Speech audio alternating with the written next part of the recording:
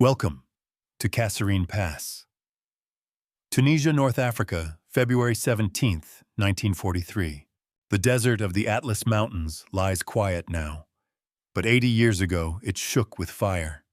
The U.S. 1st Armored Division, still young and untested, faced the veteran Africa Corps of Field Marshal Erwin Rommel. It was America's first great trial in the African campaign, a baptism of dust and confusion. In the darkness before dawn, radios crackled across the valley. Fire support, Mark 03, static, a hiss, then thunder. Somewhere along the chain of command, a single frequency drifted the wrong channel, the wrong coordinates. Artillery batteries near Spiba received the call, but the map reference belonged to their own infantry on the forward slope. Within minutes, 105mm shells arced over the ridgeline and burst inside American trenches. Survivors from B Company, 33rd Armored Regiment, later told investigators they thought the Germans had broken through. "We called for help," one private wrote, "and help came from behind."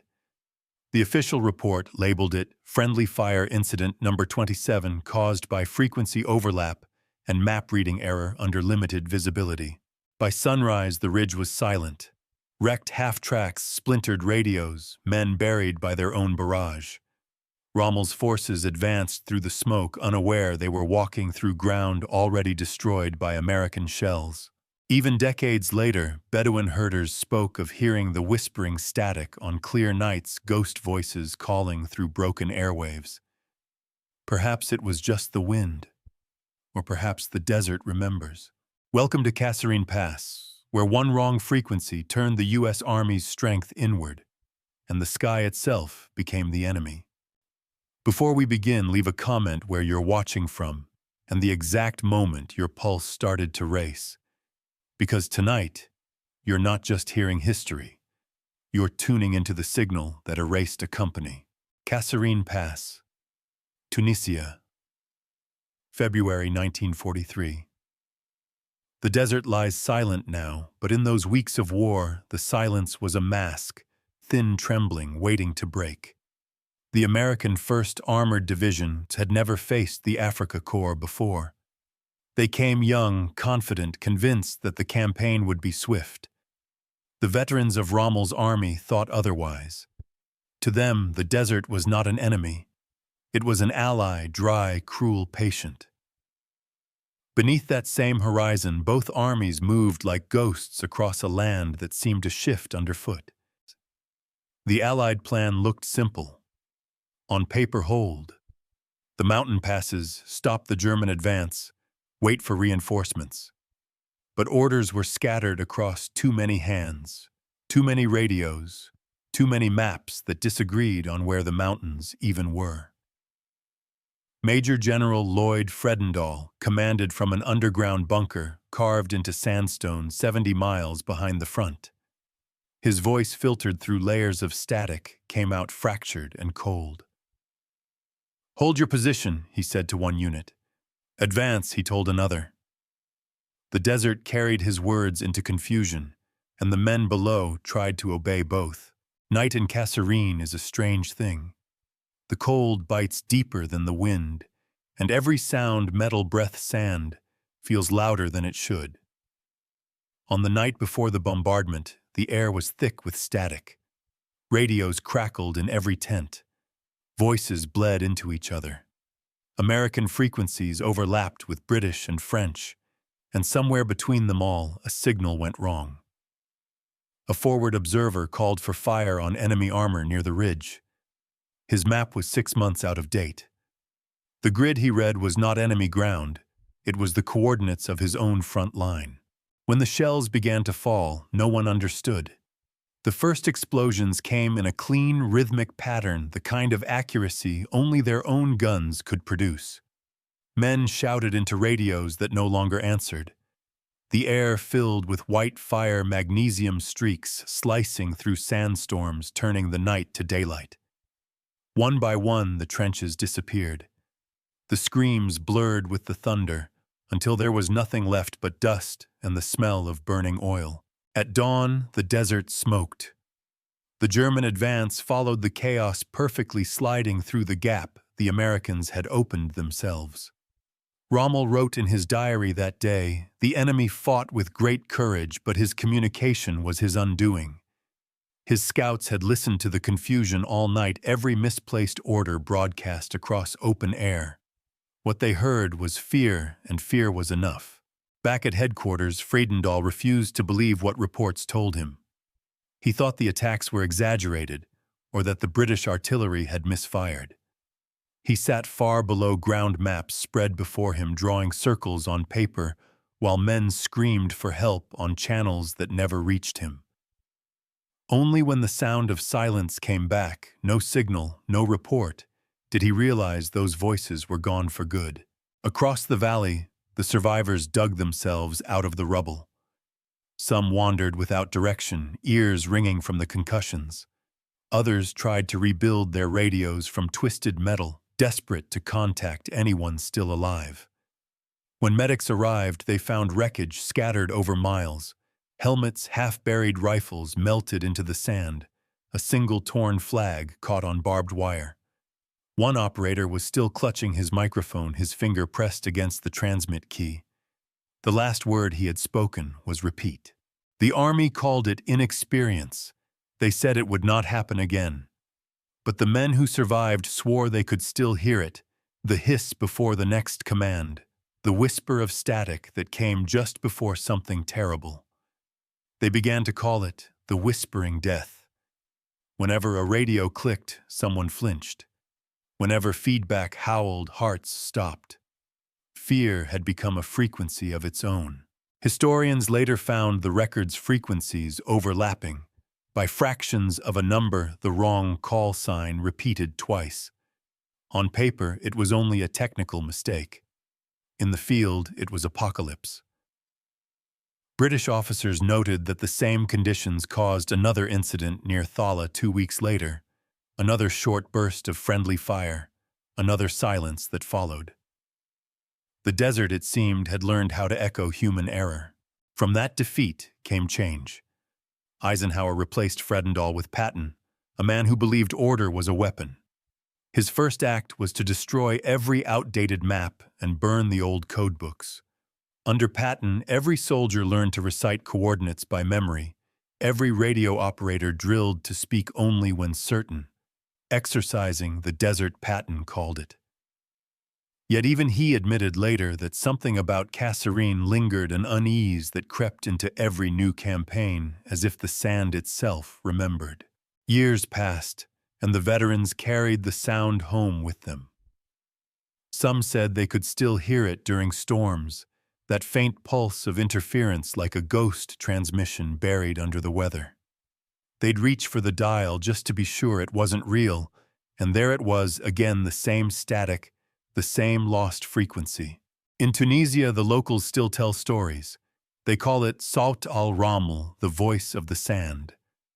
Shepherds claim that when the wind changes direction, you can pick up a whisper on an old radio, a man's voice repeating numbers that lead nowhere, then fading into silence. Scientists who tested the region say it's old shortwave bounce relic signals trapped between the dunes. But no one can explain why it always happens in February, or why it ends with the same burst of static described by soldiers in 1943. Now the pass lies quiet, a wound turned to landscape. The tanks have rusted into bone, the bunkers collapsed into earth. But when you walk there under the sun, the air still hums faintly, just enough to make you wonder if something is speaking beneath the silence. The wind hisses, sand slides, and for a moment it sounds like a voice. The same voice that once called for help, on the wrong frequency, and was never heard again. Kasserine Pass was supposed to be forgotten. After the war, the U.S. Army buried the name under medals, speeches, and new victories. But inside the archives, in gray folders marked Restricted Field Reports, North Africa, February 1943, the story still breathes. The papers are brittle, their edges burned where cigarette ash fell decades ago. When you open them, the desert seems to return the smell of oil and dust, the faint echo of radios humming. Each page tells of confusion, orders misheard, coordinates misread, and men who died believing they were under German fire when it was their own. A report dated March 1st, 1943, written by Colonel Alan W. Jones, begins with a line underlined twice. Failure to control radio discipline resulted in loss of unit cohesion.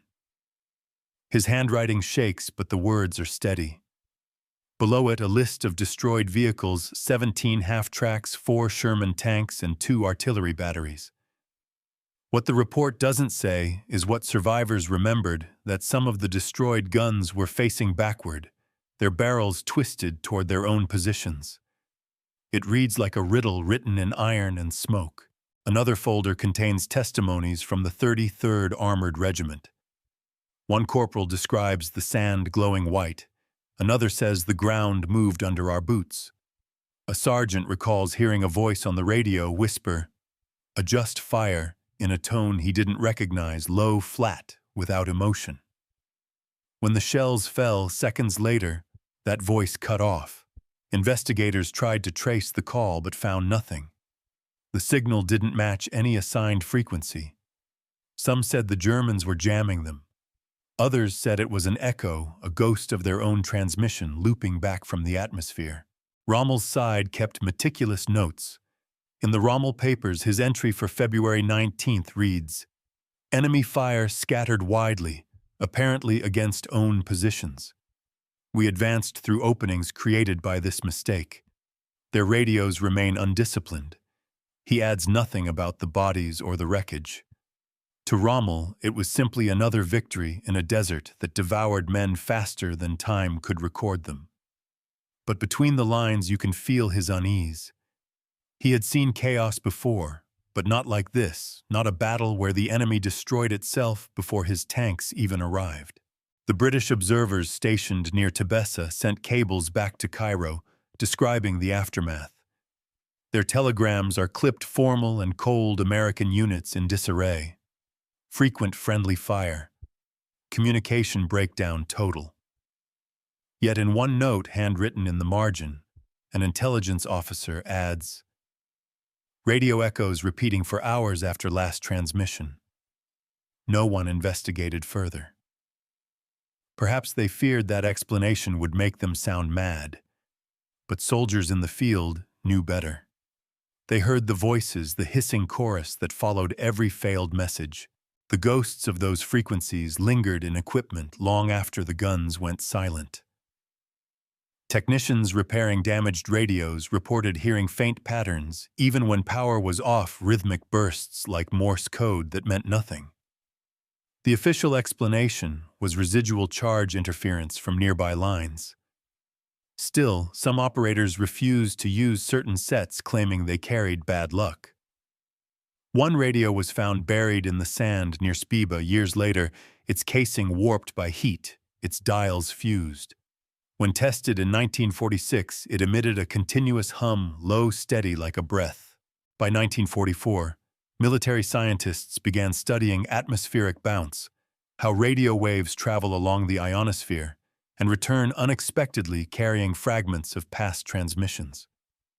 In theory, signals could echo for hours, even days. But one physicist from the Army Signal Corps admitted privately, some of the returns came back too long after weeks, even months. That shouldn't be possible. When they played the recordings, the sound resembled whispers, layered over static overlapping, until it became almost human. It was said the frequency that caused Kasserine's disaster kept reappearing, impossible to erase from the spectrum. The soldiers who survived scattered across new fronts, Sicily, Italy, France. Yet wherever they went, they carried the same superstition. During the invasion of Sicily, an operator from the old 33rd swore he heard the same hiss while calling for artillery. He froze, refused to speak, and minutes later a shell exploded yards away, enemy fire this time, but the echo felt identical. He told his sergeant, "It's the desert. It followed us here." They started marking certain frequencies as dead channels, avoiding them entirely. Some officers quietly honored the rule. No one wanted another Kasserine. After the war, the inquiry files grew thick. Pages stamped secret described systemic failure in radio synchronization between Allied divisions. They listed missing maps, inconsistent grid references, and the names of 56 men unaccounted for after the battle. Most were listed as presumed dead. But a separate appendix found decades later notes that several of those names reappeared on later rosters attached to different units that had never existed. Clerical error, perhaps. Or perhaps something else, the desert's final trick erasing identities, the same way it swallowed sound. In Tunisia, French archaeologists explored the old pass in the 1970s. They uncovered fragments of radios and helmets fused together as if melted from inside. Nearby, they found a shallow trench filled with shattered glass and metal shards arranged in a perfect circle. When a researcher tapped one piece with a tool, it emitted a faint tone, a harmonic ring like a tuning fork. The sound lasted far longer than it should have, vibrating through the sand. It wasn't supernatural. It was physics, the resonance of history refusing to die. The local Bedouins still avoid that ridge. They say the ground hums underfoot, especially at dusk. Some carry small charms of copper wire to ward off the talking wind. Their stories mix truth and myth, tales of soldiers who walked out of mirage fog, carrying radios that glowed blue, of voices trapped in dunes of ghosts shouting coordinates into eternity. Tourists dismiss it as folklore, but the old men remember. They lived through the thunder that rained from their own allies. To them, every gust of wind is a warning. In American archives, curators speak of a Kasserine effect. Whenever an old recording is restored, faint signals from other tapes bleed through. It's called cross-print, one magnetic layer haunting another. In 2010, an engineer digitizing WW radio logs reported hearing a voice counting in English 0303 before the file cut to silence. The tape was labeled North Africa Feb 1943. It was tested twice. The sound remained. Time dulls memory, but static never fades. It hovers in the air, waiting to be heard. The story of Kasserine isn't just about failure or fear. It's about what lingers when machines remember what men forget. The desert still hums with the frequencies of that night, looping endlessly through dust and heat. And if you stand there between the ridges, when the wind is still and the light is low, you might catch it too, a breath of sound older than war itself. A whisper broken and distant, repeating a single line. Fire support. Mark 03. Kasserine Pass did not end when the guns fell silent. The error that turned American guns inward became a wound deeper than shrapnel, carved into the doctrine of modern war. In the weeks that followed, investigators from the Army Signal Corps combed through the wreckage. They found twisted antennae, burnt receivers, and wires fused together like veins under glass.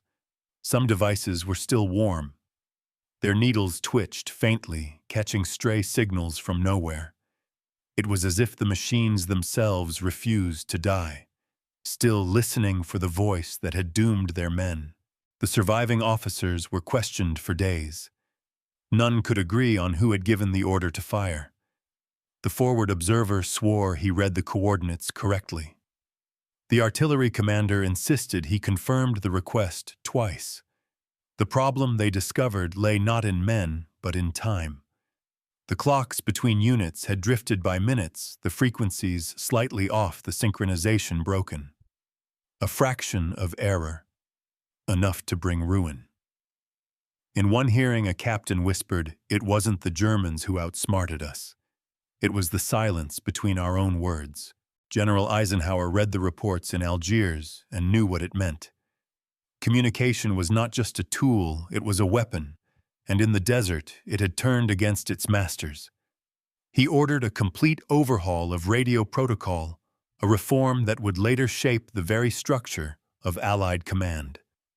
Out of that mistake came discipline.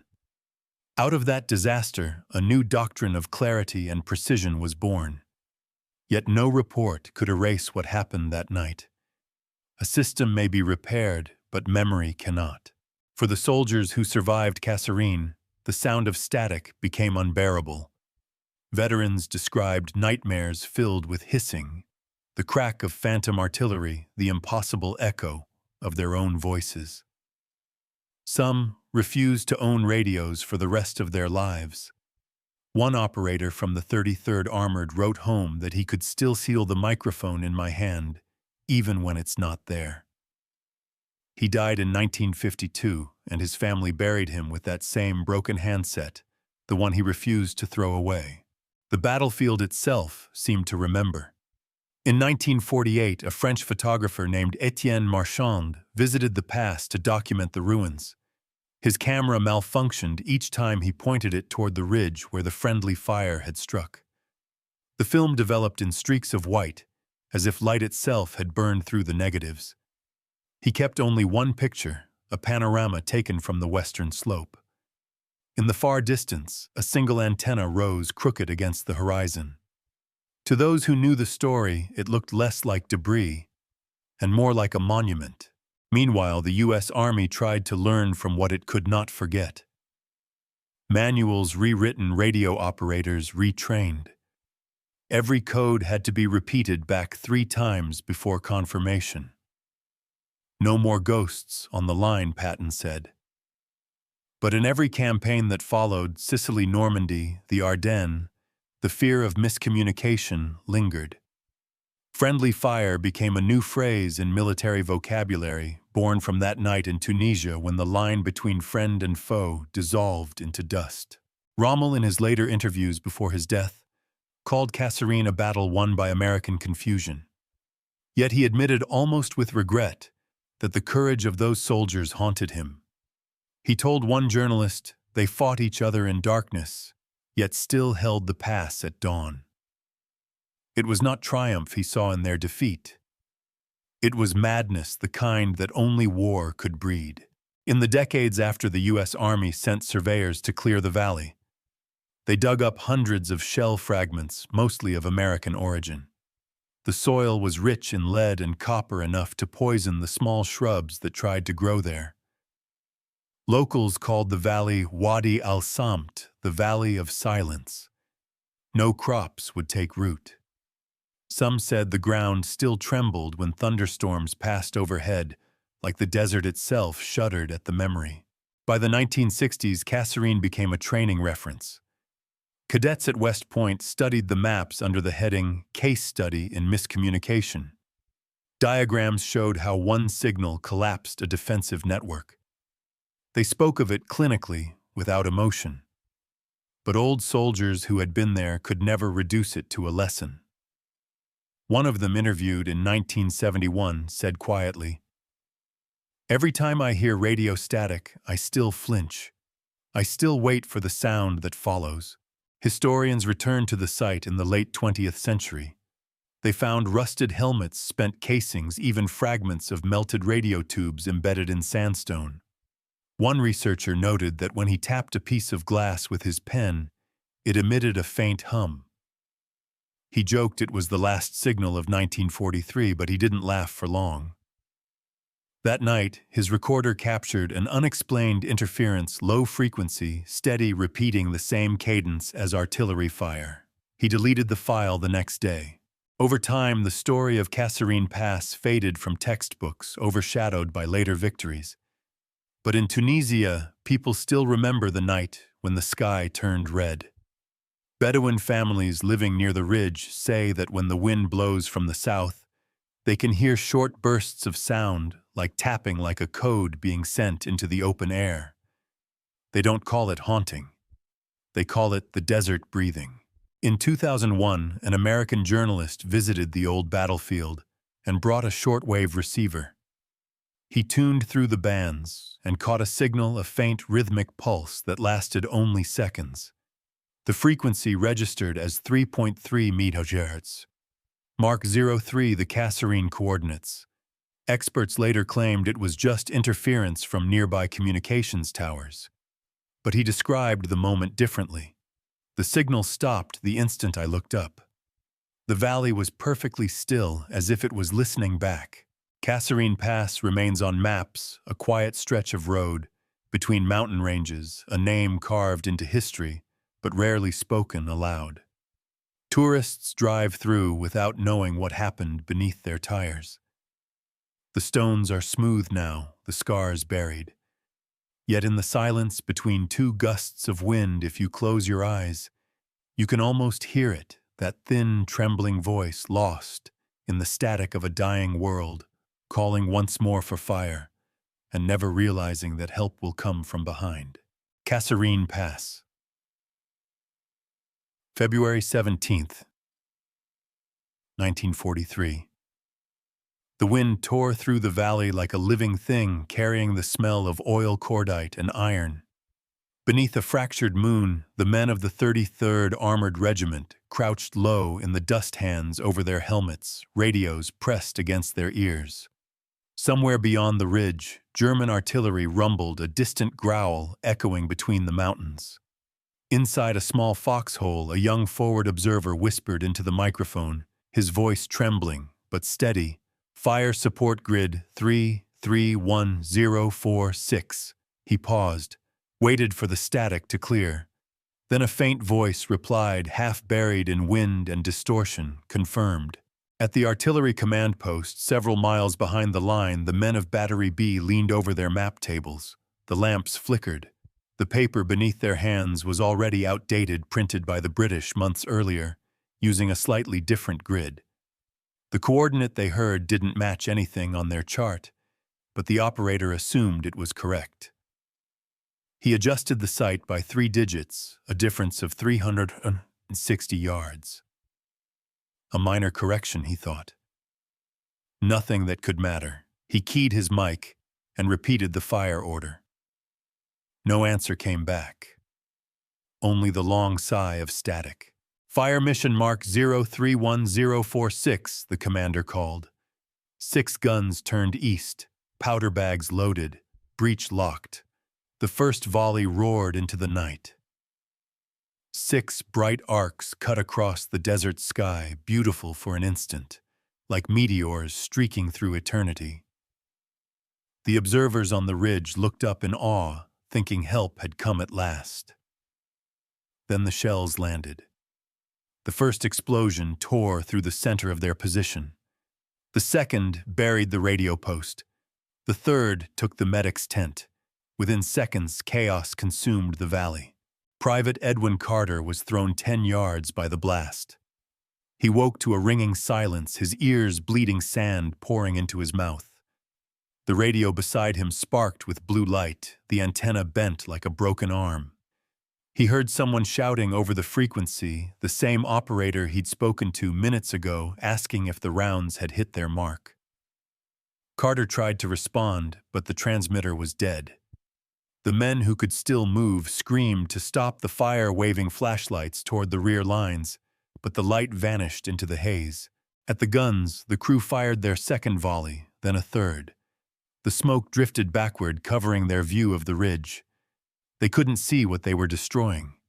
To them, it was just another target, another German position crumbling under American fire. Only after 20 minutes, when the forward channel went completely silent, did doubt creep in. "No enemy counterfire," one corporal murmured. No movement. A lieutenant called for radio confirmation, but the net was gone. Their frequency overlapped with British command traffic from Speba. No one could hear anything but noise. By dawn, the truth began to spread. Scouts sent to survey the front found craters still smoking twisted metal and human remains scattered across the sand.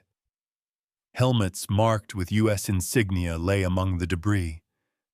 The look on their faces when they returned told the story before the words did. "We fired on our own," one whispered. "God help us, we shelled our own men." In the command post, officers stood in stunned silence. No one wanted to sign the report.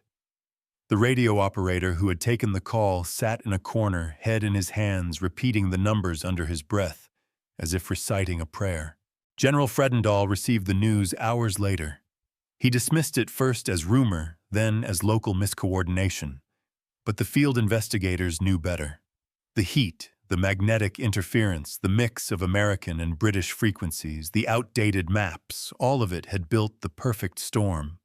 In official language, it was recorded as Friendly Fire Incident Number 27 frequency overlap and grid misidentification. But to the soldiers, it became something else entirely, the night the desert turned against them. Survivors of B Company were evacuated to Tebessa. Many refused to speak. Some said the desert had gone quiet right before the shells fell, as if listening. Others swore they heard a whisper through the static, a calm voice that said, "Adjust fire." The investigation team dismissed those accounts as shock-induced hallucinations. Yet months later, one of the inspectors admitted that when he tested the damaged radios, he picked up faint signals, distorted, repeating the same coordinates again and again. The dead were buried under the ridge with no ceremony. The army moved on quickly. There were bigger battles to fight, more lessons to learn. But the survivors carried that night inside them. They flinched at the sound of static, avoided microphones, and joked bitterly that the desert doesn't need an enemy, it has us. One of them, Sergeant James Rowe, wrote in his diary, "We built radios to make us stronger. That night, they built a grave for us." His journal was found decades later, still smelling faintly of sand and smoke. In the official debrief, the Signal Corps recommended new protocols. Every artillery net must have an exclusive frequency. All grid references must be double confirmed. All forward observers must repeat coordinates twice before firing. The memo ended with a line that could have come from a priest instead of a soldier. No man should ever speak into the void without certainty of who listens back. It was a small attempt to bury the ghost that Kasserine had left behind. But even with reforms, the story lingered. In mess tents and barracks, veterans told it in hushed tones how one wrong frequency had called down their own destruction. New recruits laughed at first, then grew quiet when they heard the details. The desert, they said, never forgets, and somewhere between the dunes of Kasserine, the wind still hums through broken antennas, whispering a single fragment of that fatal message, fire support. Mark 03. The desert was quiet when he returned. It was 1967, 24 years after the battle. The road that once carried tanks was now little more than a thin scar of dust between two ridges. The veteran Sergeant James Rowe, 71, now stepped out of a jeep driven by a young Tunisian guide. He carried only a small pack, a faded photograph of his platoon, and something wrapped in cloth, a field radio, the same kind they'd used that night in 43. He had kept it all these years, unable to throw it away. "It still hums," he once told his wife. She thought he was joking. Rowe walked until the jeep's engine was just a memory in the wind. The valley looked smaller than he remembered, but the silence was the same, too large, too absolute. He stopped where the ridge bent, where he'd once called for fire.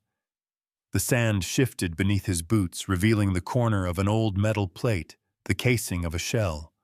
He brushed it clean with the back of his hand, the brass dull and cracked. The number stamped on its rim read 105 M2A1. He whispered, "Ours." The word disappeared into the air like smoke. He unpacked the radio and set it on the ground. The metal was cold even in the heat. The power pack was long dead, but he connected it anyway, turning the knobs as if muscle memory still knew the sequence. The speaker crackled a dry, hollow sound, like breath against a microphone. For a moment he heard nothing. Then somewhere deep in the static came a rhythm, a pulse. Faint, uneven. "Mark? 0. 3. Rowe froze. His eyes filled with tears, not of fear, but recognition. It couldn't be real. He told himself it was just interference, some foreign transmission bouncing off the mountains. But the cadence was exact, the same clipped voice he'd heard before the first shells fell. He leaned closer. "This is Sergeant Rowe," he said softly into the receiver, though he knew it couldn't hear him. "If anyone's there, you're 24 years late." The wind picked up, carrying sand across the ridge. The signal faded, then returned clearer this time, almost human. "Fire support. Mark 03. Then silence again, broken only by the distant call of a desert hawk. Rowe shut his eyes and listened. He thought of Carter, of the men buried beneath his feet, of the night when they'd all believed help was coming. The words that had doomed them still hung in the air, circling endlessly, as if the desert had kept them alive when memory could not. When he opened his eyes, the radio light flickered once, a tiny amber glow in the dust, and went out. He smiled. "You can rest now," he whispered, unsure whether he meant the machine or himself. The guide called from the jeep, but Rowe didn't answer immediately. He looked out across the pass, the same ridgeline, the same emptiness, and realized that every war leaves a frequency that never truly dies. Back in the jeep, the young driver asked what he'd found. Rowe said nothing for a while. Then he replied, "Just a sound I thought I'd forgotten." He looked down at the radio on his lap. The speaker was silent, yet he swore he could still feel a vibration through the casing, like a heartbeat. Months later, a museum in Algiers catalogued the device as SCR-300, recovered from Kasserine Pass. When technicians tested it, the dials were fused, the tubes inert. But the archivist noted something strange when he touched the receiver. The microphone emitted a brief low tone, a perfect C note before cutting out entirely. The entry ends simply, "Residual frequency unknown." Rowe died the following year. In his journal found among his personal effects, one final line was underlined twice. "The desert does not echo, it remembers." His ashes were scattered at Kasserine, carried by the same wind that once turned voices into weapons. Today, if you stand on that ridge at dusk, there's nothing but rock and wind. But sometimes on the anniversary of the battle, locals say their radios flicker for a second, their dials drift, and a whisper cuts through the static. A man's voice, old and calm, saying the same three words, "Fire support," confirmed. And then, only silence, long, endless, like the pause between two heartbeats, the silence that still carries the weight of February 17th, 1943. The night when one radio error turned U.S. guns inward, and the desert learned to remember. There is a moment at the end of every war when the world goes quiet. Not peaceful, not healed, just quiet. Kasserine's silence is like that. The wind still hums through the valley, sliding over rusted shell casings and the bones of tanks half swallowed by sand. No flags mark where the men fell. The desert doesn't need them. It remembers. Every year, the sun rises over the same ridgeline, where that radio once crackled its fatal command. The light hits the ground at the same angle, warm and merciless, and for a few seconds, the sand glows the color of flame, as if the earth itself is reliving the night it burned. Travelers say that if you stand there and listen, you can hear something beneath the wind, not words, but the shape of them, a sound that carries the weight of apology. In the archives, the reports are numbered and filed away. Incident number 27. Friendly fire communication failure. Just a line of type. But between those lines live the faces that never made it home, boys who spoke once into the dark and were answered by their own destruction. History reduced them to data. The desert did not. It kept their voices alive in the static, so the living would never forget how fragile human connection truly is. Sergeant Rowe's journal sits now behind glass, a single page open. The desert does not echo, it remembers. His handwriting trembles as if written by someone fighting to finish the thought. Below it, a smudge, perhaps sweat, perhaps a tear. The curator who found it said he could still smell the faint trace of gun oil and dust when he turned the page. We tell stories like Kasserine's not to reopen the wound, but to hear what the silence has been trying to say. That every voice matters. That every word must cross the void carefully. That technology can carry power, but it cannot carry forgiveness. A mistake once spoken into static becomes eternal. It travels forever, looping through air and memory, waiting for someone to listen. The wind shifts again. The sound fades. The ridge grows dark. Somewhere out there, the old radios sleep beneath the sand, their wires tangled like veins in the earth.